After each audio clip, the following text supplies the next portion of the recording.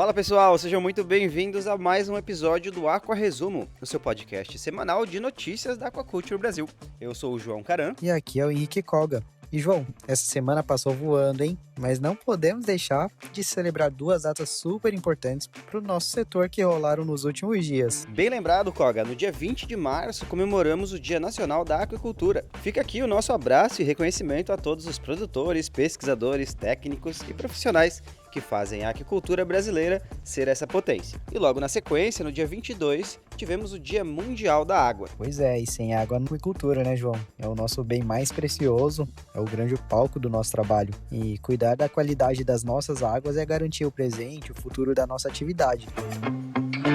Mas então, antes de mergulharmos nas notícias, a gente precisa agradecer a quem faz a roda girar aqui no nosso Aqua Resumo. Com certeza, um agradecimento gigante aos nossos parceiros de peso que acreditam e apoiam a informação de qualidade no setor. Muito obrigado a DSM Firmenich, Engepesca, Invi, MSD e Patovet. E o nosso muito obrigado também vai para a Fibro, Hagif, Supra e Fosfish. Vocês são parceiros fundamentais do nosso projeto. É isso aí, vamos para as manchetes?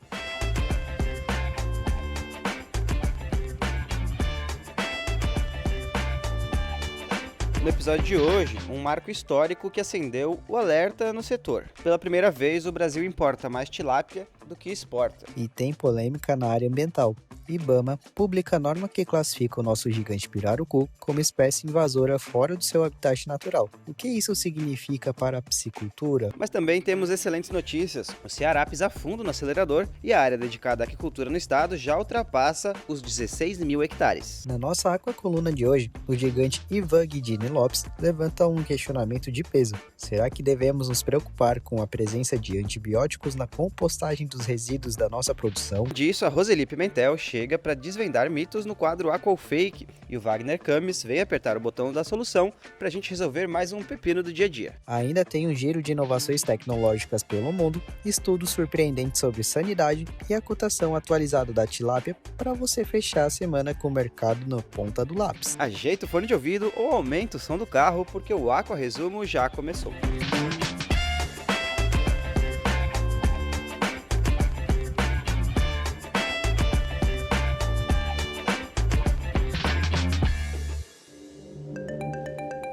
Pesquisadores da Universidade Oceânica de Guangdong, na China, demonstraram que o uso da alga vermelha Glaciaria fischeri em sistemas de recirculação para aquicultura otimiza a qualidade da água e a saúde de garoupas híbridas. A integração da macroalga como filtro biológico aumentou a diversidade da microbiota na água de cultivo, no intestino dos peixes e na ficosfera, o microambiente ao redor da alga. No intestino da garoupa, bactérias patogênicas foram substituídos por grupos bacterianos benéficos ligados ao bom funcionamento do metabolismo. O sistema integrado com as algas criou um equilíbrio ecológico capaz de diminuir a dependência de medicamentos e trocas de água, além de aumentar a resistência natural dos peixes a doenças. Um estudo conduzido pela Universidade da Caxemira, na Índia, e pela Universidade Rei Saúde, na Arábia Saudita, apontou o exame de sangue como uma ferramenta de diagnóstico precoce e de baixo custo contra a citrobacteriose em trutas arco-íris. A doença bacteriana emergente tem causado alta mortalidade na espécie. Durante a análise de um surto natural em uma fazenda indiana, pesquisadores identificaram que a infecção por bactérias Citrobacter gilene e Citrobacter freundii provoca um quadro grave de anemia nos peixes, com redução drástica nos glóbulos vermelhos e aumento dos glóbulos brancos. Os marcadores bioquímicos do soro sanguíneo também revelaram alto nível de estresse, problemas renais e severos danos no fígado. Visualmente, as trutas apresentaram abdômen inchado, úlceras na pele e letargia. O monitoramento do perfil sanguíneo permitiu separar os peixes saudáveis dos doentes antes que o surto se tornasse incontrolável. Um levantamento da Fundação Cearense de Meteorologia e Recursos Hídricos apontou que a área destinada à aquicultura do Ceará ultrapassou a marca de 16 mil hectares em 2025. O estado registrou exatamente 16.233 hectares ocupados por empreendimentos aquícolas, mantendo uma curva de expansão contínua após somar 14,6 mil hectares em 2023 e 15,2 mil hectares em 2024. O crescimento é impulsionado principalmente pela produção de peixes e camarões. O mapeamento identificou 72 municípios com áreas de cultivo, com maior concentração nas regiões litorâneas e no centro-leste cearense, destacando-se os polos produtivos de Jaguaruana, Aracati, Acaraú e Beberibe.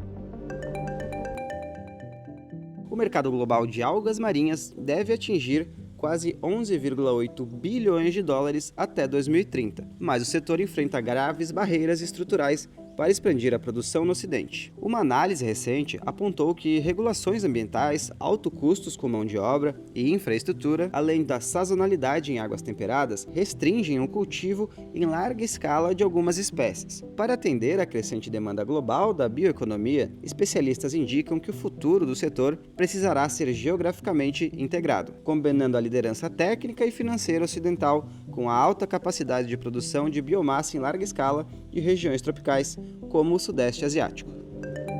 Pela primeira vez, o Brasil importou mais tilápia do que exportou. Dados do Ministério da Agricultura e Pecuária apontam que o país comprou mais de 1,3 mil toneladas de filé de tilápia do Vietnã em fevereiro de 2026, superando as exportações nacionais e atingindo um volume equivalente a 6,5% da produção mensal. O filé vietnamita chega ao mercado brasileiro custando cerca de R$ 25,00 o quilo, o mesmo valor do pescado nacional na chegada ao frigorífico, sem contar despesas de logísticas e de comercialização. A Associação Brasileira da Piscicultura, a Peixe-BR, alerta que as rigorosas exigências sanitárias, tributárias e ambientais do Brasil elevam os custos operacionais da nossa cadeia. O setor defende a necessidade de avanços na isonomia tributária, trabalhista e ambiental para equilibrar a concorrência frente ao produto estrangeiro.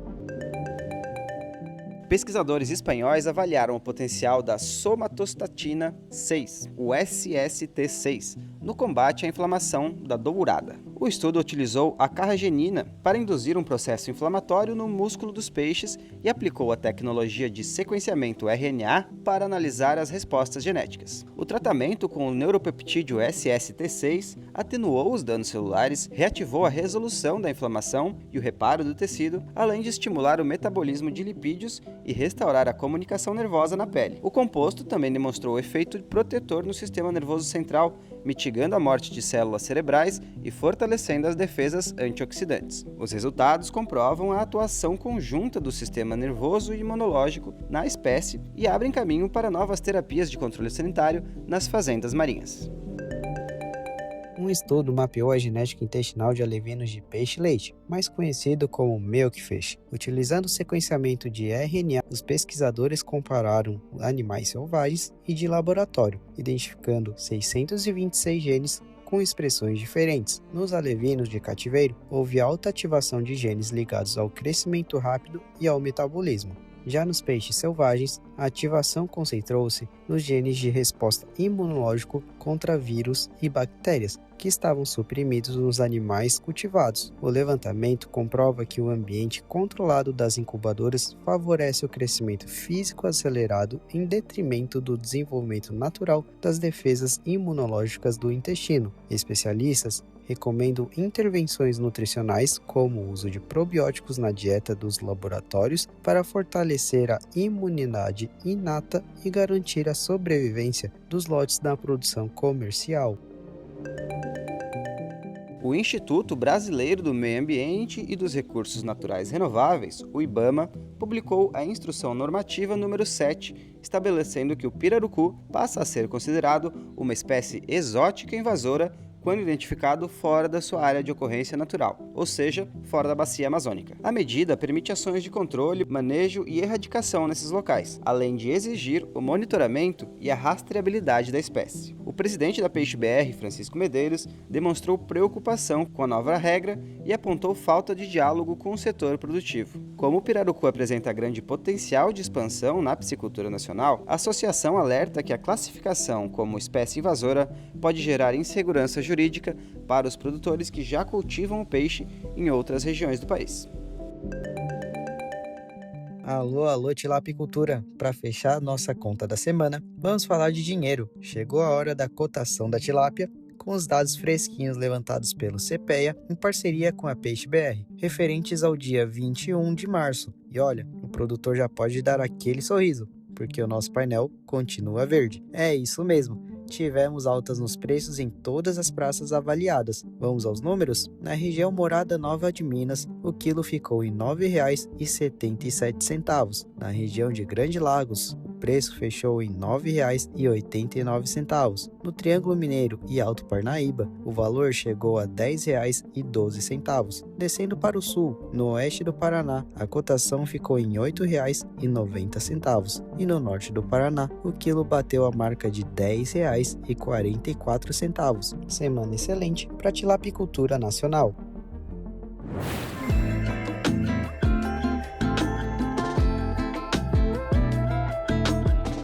E agora chegou a hora da nossa Aquacoluna, aquele momento de aprofundar as discussões com quem vive a pesquisa e a prática do setor. E quem assina a coluna Gestão de Resíduos desta semana é o gigante Ivan Guidini Lopes. Para quem ainda não conhece, o Ivan é biólogo, tem doutorado em aquicultura com foco em gestão de resíduos orgânicos pela Unesp de Jaboticabal e atualmente manda ver nos pós-doutorados lá da Universidade Sueca de Ciências Agrícolas. O cara é especialista em economia circular e bioconversão de resíduos usando as larvas de mosca soldado negra, a famosa BSF. E o título do texto dele levanta um questionamento muito importante para o nosso dia a dia. Devemos nos preocupar com a presença de antibióticos em nossa compostagem de resíduos da aquicultura? Um assunto fundamental que une a sanidade e sustentabilidade. Você pode ler o artigo completíssimo no nosso portal ou escutar a versão em áudio do podcast da Aquacoluna, na voz da nossa querida Júlia Martim.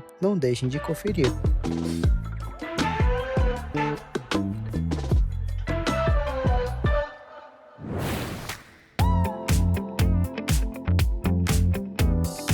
Uma boa notícia sobre nossos vídeos curtos. A produção está tão grande aqui na Aquaculture Brasil que a partir de agora teremos 2 vídeos por semana. Nas segundas, o Aqua ou Fake, e nas quintas, o Botão da Solução. E como de costume, você ouve o áudio deles toda quarta-feira, aqui no Aqua Resumo. No nosso primeiro vídeo, a nossa convidada é a Roseli Pimentel, gerente-geral da Potiporã. Ela respondeu a seguinte pergunta: a sanidade da pós-larva é o único fator que define o sucesso do ciclo produtivo? Roseli, se você pudesse solucionar um problema da aquicultura brasileira hoje, apertando um botão, qual seria? Eu apertaria o botão da tecnologia. Nossa atividade é muito baseada em empirismo, isso não é mais necessário. Temos tecnologia para tomada de decisão.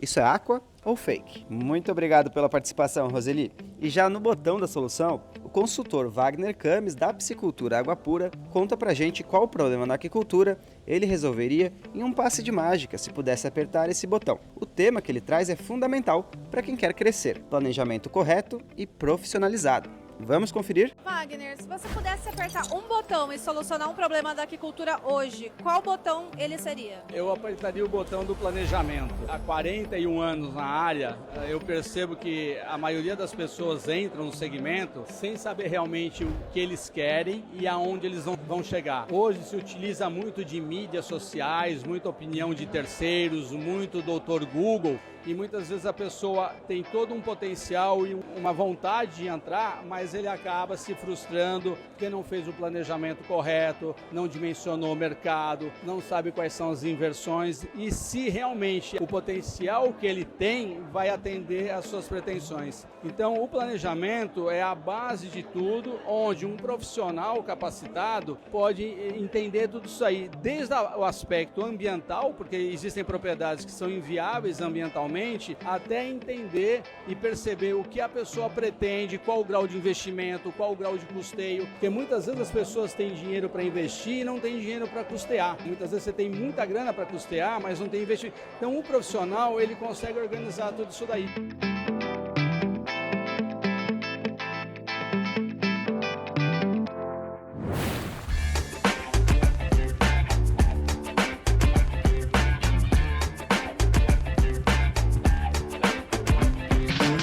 Pessoal, o tempo voou e chegamos ao fim de mais um episódio do Aqua Resumo. Mas a informação não para por aqui, viu? Para conferir todas essas notícias na íntegra ler o artigo completo da nossa Aquacoluna e ficar por dentro de tudo que acontece no setor, é só acessar o nosso portal aquaculturebrasil.com. Exatamente, e não esqueçam de acompanhar a gente nas redes sociais. É só buscar por @aquaculturebrasil para ficar por dentro das atualizações diárias e interagir com a nossa equipe. Um grande abraço a todos os nossos ouvintes. Muito obrigado pela companhia de sempre e uma excelente semana, com muita produtividade nas águas. É isso aí, meu amigo. A gente se encontra na semana que vem com muito mais informação de qualidade para vocês. Um abraço, uma boa semana e até lá!